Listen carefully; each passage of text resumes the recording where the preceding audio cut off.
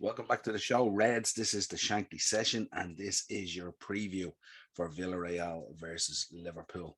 Second leg in the Champions League over there Tuesday, 8 p.m. in the Estadio de la Salamanca, also known as El Madrigal. Massive game for us. Obviously, we want to get through to the final.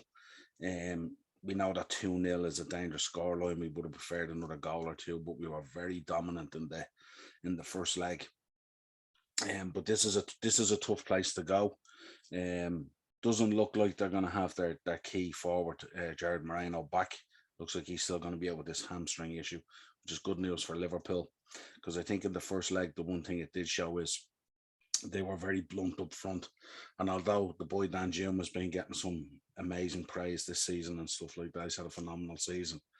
But the gulf and talent between themselves and Liverpool was massive for all to see. Although this will prove to be a tougher task, there's no doubt about it.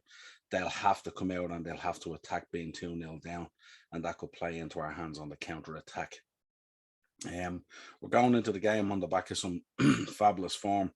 Good 1-0 win there against Newcastle. Should have been a few more, should have been a bit more comfortable, but always good to leave St James's with 3 points and keep the title race alive. Albeit we went top for a few hours and then Man City went out and absolutely put Leeds to the sword. Leeds now find themselves bang slap in the middle of a relegation battle because of that result. Um, but yeah, Villarreal also coming into the game on the back of a poor result. They lost I think they lost 2-1, I think it was. Let me see now. Yeah, they lost 2-1 to Deportivo Alaves. Emery made a few changes there and he also pulled a few guys at half time in a tactical switch. Obviously, I presume to rest the boys for Tuesday, but it backfired on them and they lost 2-1. So they're coming in on the back of a poor result. Let's get into some team news here. Um, Alberto Moreno, who obviously we know, and Yeremini Pino are still absent. Danjuma was ruled out of the Alaves defeat at the last minute due to discomfort, but I'm sure he's going to be fine for Tuesday. It's probably just precautionary. Jared Moreno, as we know, is still a major deal because of his hamstring injury. Pau Torres and Pereiro were taken off at halftime in a tactical move that obviously we know backfired with Alaves winning 2-1. It looks like Villarreal have really put all their eggs into the Champions League basket this year, lying seventh in La Liga. So not only could their journey in the Champions League have been fantastic for them this season, but they could come up way short with having no European football next season potentially.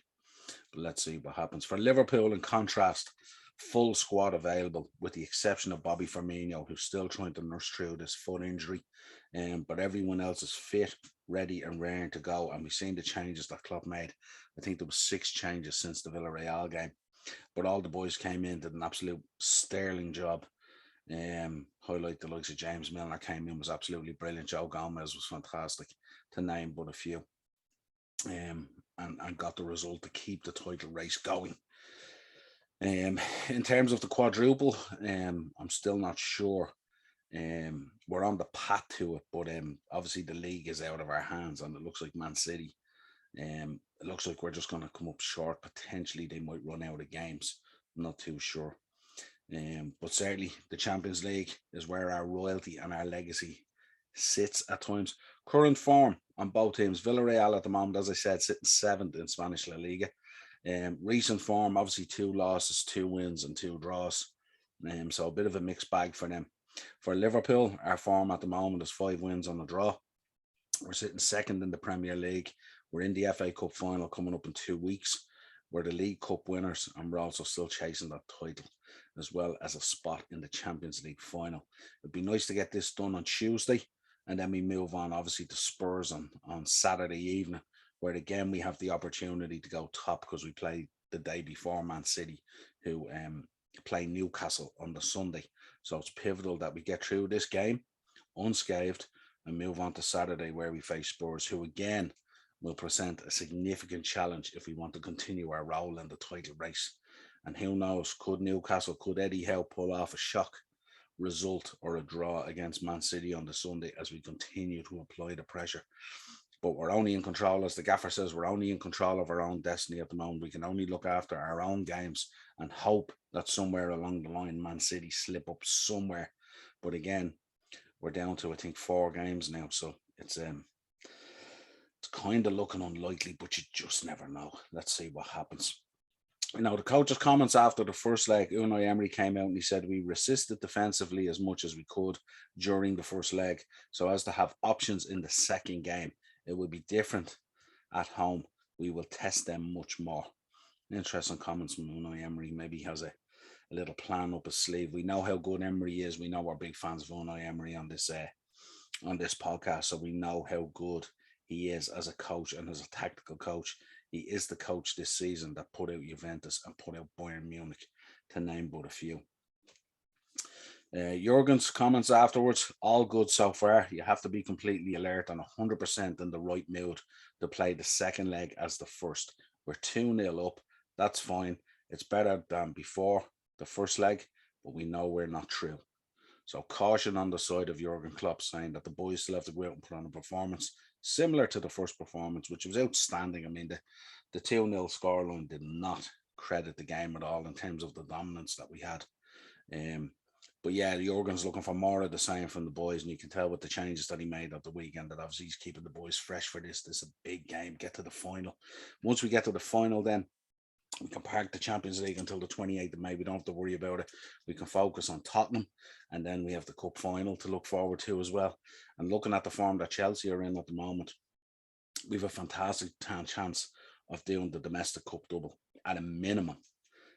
So let's focus on that. If you look at the potential lineups, obviously for Villareal, Rooney in goals. I don't know what you feel about him. He had a kind of a bit of a disaster in the first leg, but he maintains his position. But Rooney in goals, Foyt, Abiol, Pau Torres, Estepina, Pereiro, Capoue, Coquelin, Chukwueze, Lo Celso, and Danjuma. That's what they reckon the potential lineup will be. Again, we know Danjuma, he can be very, very dangerous if given the opportunity. But we did an unbelievable job of shutting him down. He literally had no influence on the game at all. And for large parts of that first game, we were absolutely camped in their third of the pitch. They couldn't go anywhere, and we weren't letting them out. So Danjuma was kind of redundant, really, in the game, and more of the same will be required. But they will be buoyed by the home crowd. It is a tough place to go. There's a real good atmosphere there. Hard to believe Villareal, like the population is like, I think they were saying on the first leg it's 50 odd thousand. It's less than what Anfield holds. But to be producing this is a measure of Unai Emery as a coach. For Liverpool, I don't think there'll be any major surprises here. Alisson and Nets, Trent at the back, Konate, Van Dijk, Robertson. Interesting what you Reds think about this whole rotation at the moment at the back there, where Konate comes in for the Champions League games and Joel Matip plays in the league games and stuff like that. I'd like to get your thoughts on that if you want to drop it in the comments. But safe to say the gaffer's doing a great job in terms of rotation at the moment. Konate is grown into a serious player there at the back. What a steal he's been, and a monster of a man. Robinson obviously at left back, Hendo, Fabinho, Thiago, middle of the park, and no doubt we'll see Naby Keita at some stage. And then he's going with Salah, Mane, and Luis Diaz. So an interesting one there as well. I'd like to get your thoughts on that, how he's rotating out there, and Jota comes in for some of the league games at the moment and stuff like that, and obviously makes an appearances from the sub bench in the Champions League as well. But I think our strongest three at the moment, probably based on form, certainly Salah, Mane, and Luis Diaz. And certainly Luis Diaz, he'll be loving to go over there and absolutely light that place up, probably due a goal or two as well. But interesting lineup, great to have a squad, great to have options there for the gaffer. And let's go out there, just be professional and get this job done, get to the final, another Champions League final, kind of where Liverpool tends to always belong, isn't it, really, when you think about it. Prediction at the moment, I'm going to go for a 2-1 win to Liverpool, go through 4-1 on aggregate. I think probably at home there might be a goal in it for Villareal, but I think it'll be kind of a consolation, because I could see us going 3 or 4-0 up on aggregate in this game, probably 2-0 there and stuff. If I looked at the betting at the moment, Villareal are just short of 4-1. The draw is just short of 3-1. and Liverpool are 4-6 on favourites. Very, very strong favourites. I suppose going into this Champions League semi-final second legs this week, I suppose the real question is, and not to look beyond Villareal, we obviously know that there is potential there, something could happen, but I just think Liverpool at the moment are laser focused on this. But the real exciting one will come on Wednesday night. It's who potentially Liverpool, if they get through, will face. I'd like to get your thoughts on that as well, if you want to drop it down in the comments. Do you think Man City will be able to go over there and dominate Real Madrid in the Bernabeu, or do you think Real Madrid might be able to turn the screw on them? Could Man City fall just that little bit short again? Certainly they look devastated from the first one. They were very down that it was only 4-3. And that Real Madrid had got off the hook a little bit, and one goal and the difference is nothing really when you're talking about Real Madrid at the Bernabeu. Could be a massive night for them. It's whether City has the metal and the bottle to get through. But could we be looking at an all Premier League final? Let me know in the comments what you think. Are we looking at a repeat of 2018? Are we looking at Real Madrid versus Liverpool again? By God, we owed them one for that night. That was terrible with Ramos and Salah going off. So certainly I wouldn't mind having Real Madrid in the final, and absolutely, payback time, as they say. But until next time, folks, this has been the Shankly Sessions. Villareal versus Liverpool preview. Second leg coming to you from El Madrigal. Let's do this, Reds. If you want to contact the show on Twitter at Session Shankly, the Upper Tier Podcast at gmail.com. Audio shows, Spotify, Google Podcasts, Amazon Music. And we're also on Facebook, Instagram, Twitter, and TikTok, the Upper Tier Podcast. We will talk to you again, Reds. We'll be back with you Tuesday afternoon for or Tuesday evening, I should say, after the match for a match reaction and player ratings. Until then, let's do this.